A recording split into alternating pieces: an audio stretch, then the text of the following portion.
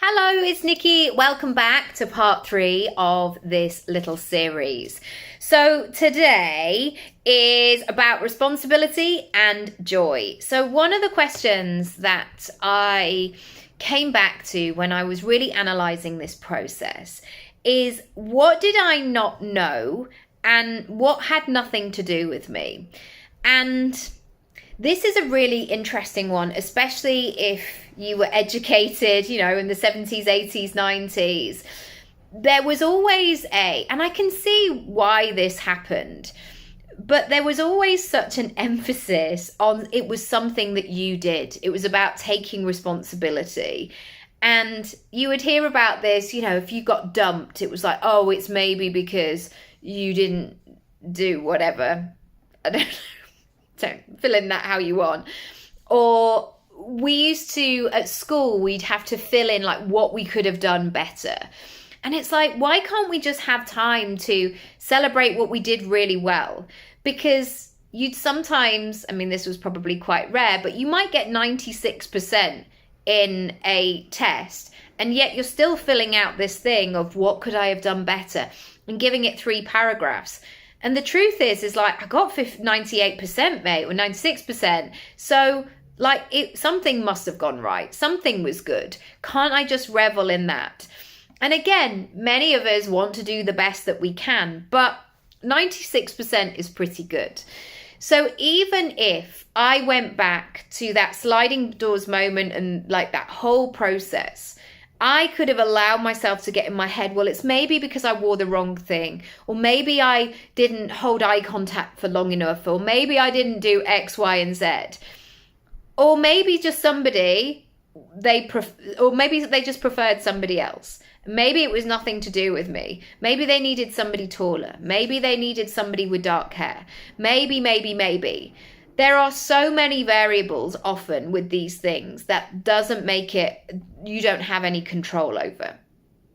So I want you to go back to that business baggage list and make friends with it and almost give some more reasoning of like why this might have happened. Oh, well, maybe it's because they needed somebody with more followers. Maybe it's because they needed somebody older in terms of their lineup. Maybe. And just give that grace, give that lightness, and take yourself out of the mix. And then I want you to be radically honest with yourself of what the truth of the situation is. And sometimes it feels a bit confronting when you have to go back and it's like, I didn't get that thing because I didn't work hard enough, or I failed that test because I hadn't done the work, or I left it too late in terms of leaving enough time, and I went in a bit fumbling and stressed and not in my body. And therefore, I took all those nerves in. So taking that responsibility with as much grace and as compassion as possible is really, really useful.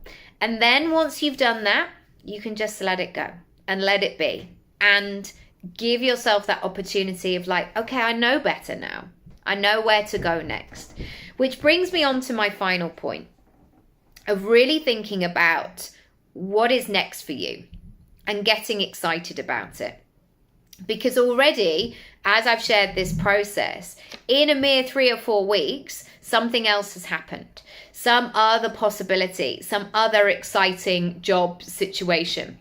It's the same with clients. If a client says, no, they don't want to work with you, there'll always be 3 more clients around the corner who are like, you're exactly what I've been looking for. Brilliant. That is just part of the process.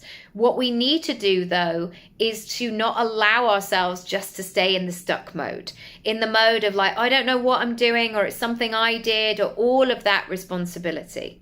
So now what I would love you to do is really dig in to your success toolkit, or if you don't have one, which I'm sure you do, but you've maybe not labeled it as such, begin to build it.